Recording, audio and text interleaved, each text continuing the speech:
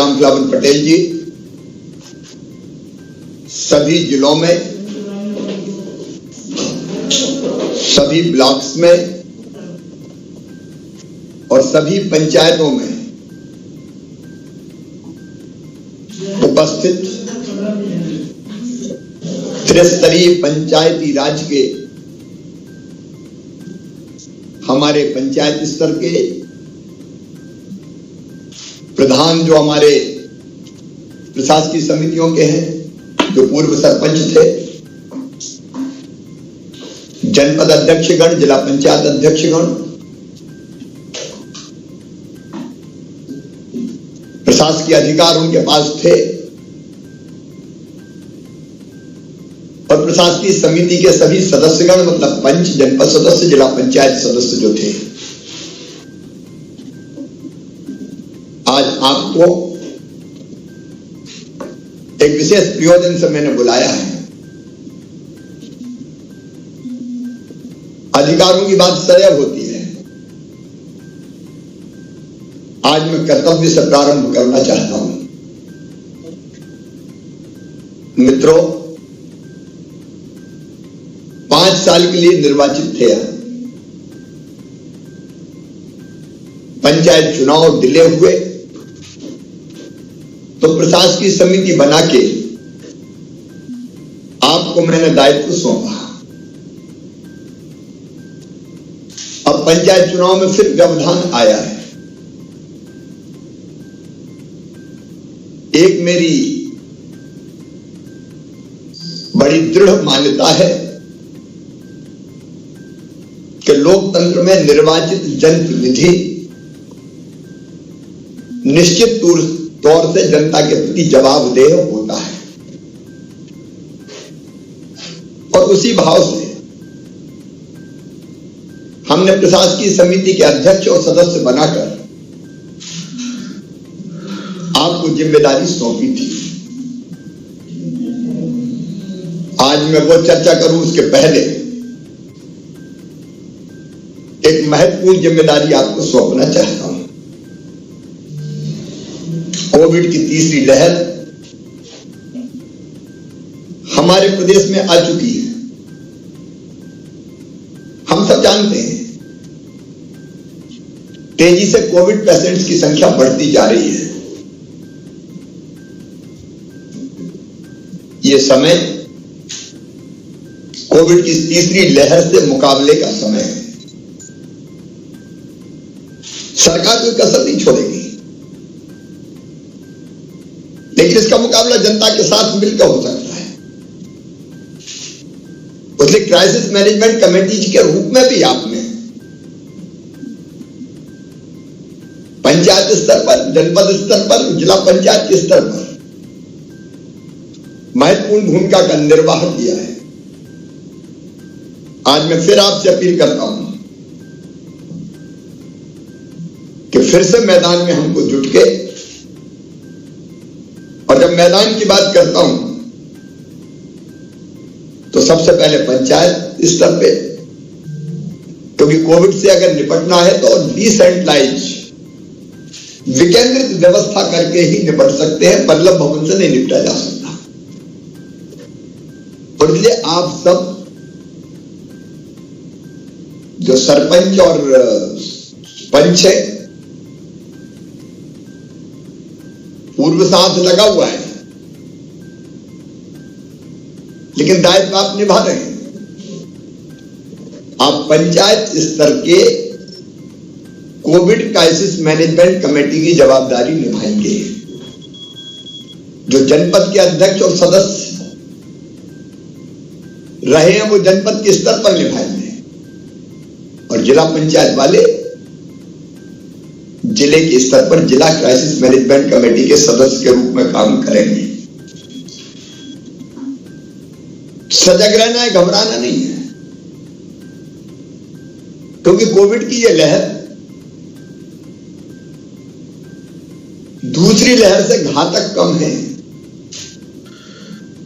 अस्पताल में भर्ती केवल 4% के आसपास लोग होते हैं, उनमें भी कई ऑक्सीजन बेड पे नहीं है, सामान्य बिस्तरों पर है। लेकिन सतर्क तो रहना है। और मुकाबला करके इसको हराना भी है। इसलिए नंबर 1, जिलों को जो टेस्ट दिए वो टेस्ट कहां से पूरे होंगे, क्योंकि टेस्ट से ही पता चलता है कि कितने लोग पॉजिटिव आए हैं। नहीं तो वो घूमते रहते हैं तो बाकी को पॉजिटिव कर देते हैं। तो जिले के टेस्ट का लक्ष्य पूरा करना है ग्राम पंचायतों से। कलेक्टर ये सुनिश्चित कर ले, जिले के टारगेट भोपाल से तय होते हैं और कलेक्टर सुनिश्चित करेंगे किस ब्लॉक में कितने टीका लगे, कितने टेस्ट होंगे और किस पंचायत में कितने टेस्ट होंगे। और आपकी जवाबदारी है कि वो टेस्ट करवाएं, सैंपल मतलब लोग दें। दूसरा, गांव में अगर किसी को जरा भी सर्दी जुकाम या बुखार है, अब सर्दी जुकाम तो बिल्कुल साधारण मान लेते हैं, तो मैं आपको जवाबदारी सौंप रहा हूं, उनके टेस्ट आप जरूर करवाएं, तुरंत करवाएं। उनको प्रेरित करेंगे भाई दे दो, नहीं तो वो घूम के बाकी कहीं को संक्रमित कर देंगे। दूसरी सबसे बड़ी चीज जिसकी मैं आपसे अपील करता हूं, टीकाकरण जो होना है, विशेषकर रह गए लोगों का, बहुत कम लोग बचे हैं पहले और दूसरे डोज के लिए। जो पहले में छूट गया उनका पहला, और दूसरे का अगर समय पूरा हो गया तो दूसरा। और तीसरी बात, अभी स्कूल बंद हो गए तो कई बच्चे छूट गए 15 से लेकर 18 साल तक की उम्र के। तो जो हमारे गांव में जो बच्चे स्कूल भी नहीं जाते, उनको ढूंढ ढूंढ के घर घर ले जाके टीका उनको लगवाएं। ये जवाबदारी आपकी है। कोई भी अपनी पंचायत में बिना टीके के नहीं छूटना चाहिए। अभी 15 से लेकर 18 तक के कवर करेंगे, उसके बाद फिर आगे कोई और गाइडलाइन आएगी तो उसके नीचे के बारे में भी विचार हो रहा है, लेकिन 15 से 18 कवर कर लें। जो हमारे जिला पंचायत के अध्यक्ष है, जनपद में जो है वो फीवर क्लिनिक की व्यवस्था भी जरूर देखें। फीवर क्लिनिक कलेक्टर से बात करके सब जगह होने चाहिए ताकि लोग टेस्ट करवाते रहें। कलेक्टर ये सुनिश्चित करेंगे कि 24 आवर्स में टेस्ट की रिपोर्ट आ जानी चाहिए ताकि स्प्रेडर के रूप में कोई ना घूमे। और रिपोर्ट आते ही ब्लॉक स्तरीय क्राइसिस मैनेजमेंट कमेटी के साथ समन्वय करके संदिग्धों की टेस्ट भी जरूर करवाएं, कॉन्ट्रैक्ट ट्रेसिंग जिसको कहते हैं। फिर एक काम और आपको करना है, अगर कोई पॉजिटिव आता है तो घर में आइसोलेट करना है। अब वो ढंग से आइसोलेट रहे, ये भोपाल से मैं नहीं देख सकता, आपको देखना है। उसके पास दवा का किट पहुंच जाए, आपके साथ प्रशासन के लोग रहेंगे, पंचायत सचिव, रोजगार सहायक, आंगनबाड़ी कार्यकर्ता, आशा कार्यकर्ता, लेकिन देखना आपको है। तो ढंग से वो अलग थलग रहे, मेडिकल किट मिल जाए, दवाई लेना शुरू कर दे। समय पे दवा शुरू होगी तो इन्फेक्शन नहीं बढ़ेगा। और अगर घर में होम आइसोलेशन की व्यवस्था नहीं है, एक आधी कमरा है, तो पंचायत स्तर की हमारी समिति ब्लॉक और या जिले से संपर्क करके कलेक्टर व्यवस्था बनाएंगे, उनको कोविड केयर सेंटर में भर्ती करवाएं। और कोविड केयर सेंटर के लिए एम्बुलेंस उपलब्ध कराना कलेक्टर की जवाबदारी है। अगर किसी को ले जाना तो ले जाके हम कोविड केयर सेंटर में एम्बुलेंस से भर्ती करवा दें, अस्पताल की जरूरत पड़े तो अस्पताल में करवा दें। एक और आपसे निवेदन है, अभी 1 महीना केसेस बढ़ने की संभावना है, तो कोविड के अनुकूल व्यवहार का पालन करें। मतलब गांव में भी मास्क लगा के रखें। हम जानते कि नहीं लगाते लोग कहीं, तो मास्क लगा के रखें। भीड़ वाले कार्यक्रम ना होने दें, मेला ठेला ना होने दें। स्कूल अभी बंद है, शादी ब्याह में भी 250 से ज्यादा की संख्या आ रही है। अंतिम संस्कार में भी जो व्यवस्था बनाई है उसके अनुसार अंतिम संस्कार हो, ये हमको देखना पड़ेगा। फिर कोविड केयर सेंटर ठीक से चले, इसलिए जिले के हमारे प्रशासकीय समिति के जो अध्यक्ष रहे, मतलब जिला पंचायत अध्यक्ष, बराबर ये चिंता करें उनके सदस्यों के साथ के कोविड केयर सेंटर ठीक से संचालित हो रहे कि नहीं हो रहे, देखें उस व्यवस्था को, ताकि वो ठीक ढंग से चल सके। जो कस्बे और शहर है वहां बस स्टैंड, अगर रेलवे स्टेशन है तो रेलवे स्टेशन, वहां भी टेस्टिंग की व्यवस्था होनी चाहिए।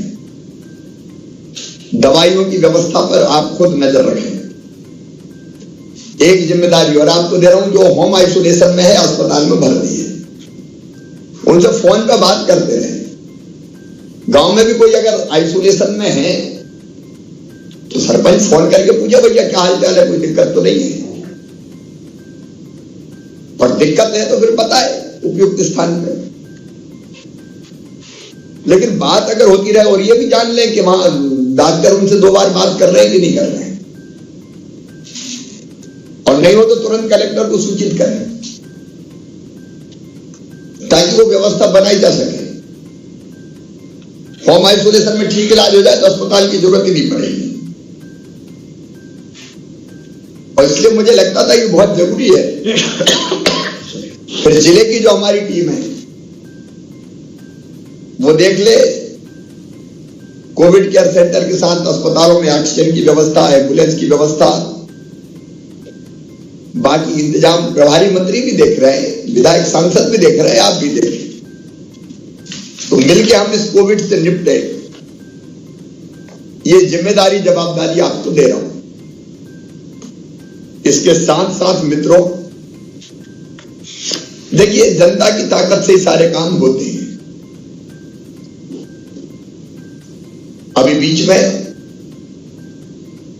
प्रशासकीय अधिकार आपसे वापस ले लिए गए थे, आज मैं फिर वो अधिकार आपको लौटा रहा हूं, और तीनों स्तर पर लौटा रहा हूं। सरपंच पंचायत के स्तर पर सरपंच प्लस पंच मतलब प्रशासकीय समिति, जनपद के स्तर पर जनपद पंचायत के अध्यक्ष मतलब प्रशासकीय समिति के अध्यक्ष प्लस जनपद पंचायत के सदस्य, और जिला पंचायत के स्तर पर जिला पंचायत के अध्यक्ष जो प्रशासकीय समिति के अध्यक्ष होंगे और उनके जिला पंचायत के सदस्य। आपको पूरी कर्तव्य निष्ठा से, पूरी प्रामाणिकता से, पूरी ईमानदारी से जनता के कामों को देखना है। मैंने प्रारंभ में कहा कि चुनी हुई व्यवस्था प्रशासकीय व्यवस्था के साथ बहुत जरूरी है, क्योंकि हमारी जवाबदेही जनता के प्रति होती है। और इसलिए काम फिर से संभाल के, जब तक हमको अवसर मिलता है, हम सेवा का और समर्पण का नया इतिहास रचें। कोविड की जवाबदारी मैंने आपको दे ही दी, लेकिन उसके साथ साथ ग्रामीण क्षेत्र में विकास के काम और रोजगार मूलक काम ठीक से चले, मनरेगा जरूरतमंदों को रोजगार दे और गांव की आवश्यकता के अनुरूप निर्माण और विकास के काम हो। ये जवाबदारी आपको निभाना है। अगर कोविड काल का वैसी स्थिति नहीं है, बाहर से नहीं आ रहे, लेकिन कोई आ जाता है मजदूर कोविड के कारण बाहर से, उसको भी रोजगार देना आपकी ड्यूटी है। हमने फोकस किया जल संरक्षण और जल संवर्धन की योजनाओं पर। कई गांव में आज भी पारंपरिक जल संरचनाएं विद्यमान है, तालाब, बावड़ी। अगर उनके रखरखाव और जीर्णोद्धार की जरूरत हो तो जीर्णोद्धार के माध्यम से हमको वैसे काम भी हाथ में लेना चाहिए, क्योंकि फसल कटने के बाद ये जो समय रहता है ये उपयुक्त होता है तालाब इत्यादि के जीर्णोद्धार के लिए। ग्रामीण क्षेत्रों में सबको राशन मिले, वो जिम्मेदारी हमने दीनदयाल अंत्योदय समिति को भी सौंपी है। लेकिन आप भी देखें, उसमें गड़बड़ नहीं होना चाहिए। गड़बड़ करने वाले को हम नहीं छोड़ेंगे, हमारा दृढ़ निश्चय है। और जो हमारे विभिन्न आवास योजनाओं के पीएम आवास योजना और बाकी मकान बनते हैं तो निश्चित समय पर पूरे हो जाए, किस्तें समय पर मिल जाए, और कैसे किफायती तकनीक का उपयोग करके कम पैसे में ज्यादा काम हो जाए। कई जगह बहुत अच्छे काम चल रहे हैं, सेंटरिंग के लिए हमारे सेल्फ हेल्प ग्रुप काम कर रहे हैं। कई बार इकट्ठी सस्ती सामग्री खरीद लेते हैं तो हर एक को अलग अलग नहीं जाना पड़ता। इसमें भी आप एक नया आदर्श कैसे उपस्थित कर सकते हैं उसकी कोशिश करें। एक स्वच्छता अभियान ग्रामीण क्षेत्र का प्रारंभ हुआ है, प्रधानमंत्री जी का संकल्प और सपना है। स्वच्छता कई बीमारियों का अपने आप इलाज है, इसलिए स्वच्छता मिशन में, स्वच्छ भारत मिशन में हमारा गांव सबसे स्वच्छ कैसे हो, ODF प्लस कैसे बने, जो सामुदायिक और व्यक्तिगत स्वच्छता के काम और योजनाओं का क्रियान्वयन वो भी आपको करना है। पूरे गांव को और ग्राम पंचायत को संपूर्ण रूप से स्वच्छ और सुंदर बनाना है। मैं रोज एक पेड़ लगाता हूं, आप भी तय कर सकते हैं कि गांव में कोई स्थान तय करके, और जब भी किसी के आज जन्मदिन हो, शादी की वर्षगांठ हो, शादी हो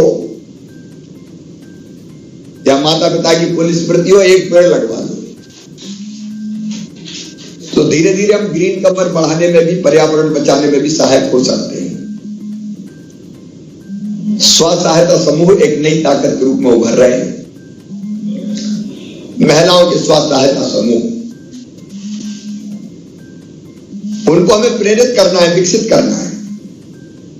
जहां गठित नहीं है वहां गठित करने में सहयोग देना, उनके माध्यम से स्वरोजगार के साधन विकसित करना। नल जल योजनाओं के काम को कई पंचायतों में चल रहा है, आपको पता है, बहुत बड़ा अभियान दिया हुआ है। नल जल योजनाओं के काम ठीक चले, उस पर ध्यान देना है। न केवल उनका क्रियान्वयन हो, बल्कि जो पेयजल का जो टैक्स रहता है उसकी वसूली भी हो, तब योजनाएं ठीक से चल पाएंगी। रोजगार मूलक जितने काम हो सकते हैं उन सबको ठीक से क्रियान्वित करवाना है। अलग अलग कल्याणकारी योजनाएं वो अनेकों हैं, बच्चों के लिए है, गरीबों के लिए है, दिव्यांगों के लिए है, महिलाओं के लिए है, बच्चों की छात्रवृत्ति है, मध्याह्न भोजन है, आंगनबाड़ी है। अब ये सब कैसे ठीक से चले, एक बार आप तय करो कि आपके गांव में कोई बच्चा कुपोषित नहीं रहेगा। फिलहाल आंगनबाड़ी पे कुछ समय के लिए रोके, लेकिन रेडी टू ईट राशन घर पे पहुंचे, वो बच्चे उसको खाएं ताकि वो कुपोषण से बाहर रहे। तो इस तरह की जितनी योजनाएं, मैं भी एक आंगनबाड़ी ले रहा हूं, आप अपने गांव की आंगनबाड़ी ले लो हाथ में, क्या हम इसमें ठीक करके बताएंगे हमारे गांव का कोई बच्चा कुपोषित नहीं रहेगा। बेटी का जन्म हो तो गांव में खुशी मने कि लाडली आई है। ये सामाजिक परिवर्तन के वाहक भी आप बनो। मैं सचमुच में आपके साथ मिलके इस तरह के सामाजिक अभियानों को भी गति देना चाहता हूं। पेड़ लगाओ, पानी बचाओ, बिजली बचाओ, फालतू बिजली क्यों चले। ऊर्जा साक्षरता अभियान चल रहा है तो बिजली बचाना बिजली बनाने जैसा है। दिन में बल्ब काय को जले साहब, आखिर पैसा कौन का जल रहा है, बल्ब थोड़ी जलता है, कोयला भी जलता है। बनाने में पैसा लगता है तो पैसा जलता है उसमें, तो जितनी जरूरी है उतनी उपयोग करें अपन। तो ऊर्जा साक्षरता अभियान, उसको भी गति देना है। आओ मिलके हम कोविड का मुकाबला भी करें, विकास के कामों को गति भी दें और समाज सुधार के आंदोलन भी चलाएं, जो जिनकी मैंने अभी चर्चा की। पेड़ लगाओ, पानी बचाओ, जल संरचनाएं बनाओ, बिजली बचाओ, बेटी बचाओ, इन सारे अभियानों को गति गांव में दी जा सकती है। गांव में सामाजिक समरसता का भाव बने और मिलजुल के ग्रामवासी काम करें। अब जब होंगे चुनाव देखा जाएगा, जैसा भी 2 महीने 4 महीने जो भी लगे, लेकिन हम उस दिशा में पूरे गांव को एक करके विकास और जन कल्याण के कामों से जोड़े। इतना जरूर है कि अगर कहीं दुरुपयोग हुआ तो प्रशासकीय अधिकार दुरुपयोग करने वाले से वापस ले लिए जाएंगे। तो वो सावधानी रख के कैसे बेहतर से बेहतर काम करके आप दिखाएं, इसका मैं आपसे आह्वान करता हूं। और तत्काल आज ही अभी आपको प्रशासकीय अधिकार देने के आदेश जारी किए जा रहे हैं। बहुत बहुत धन्यवाद।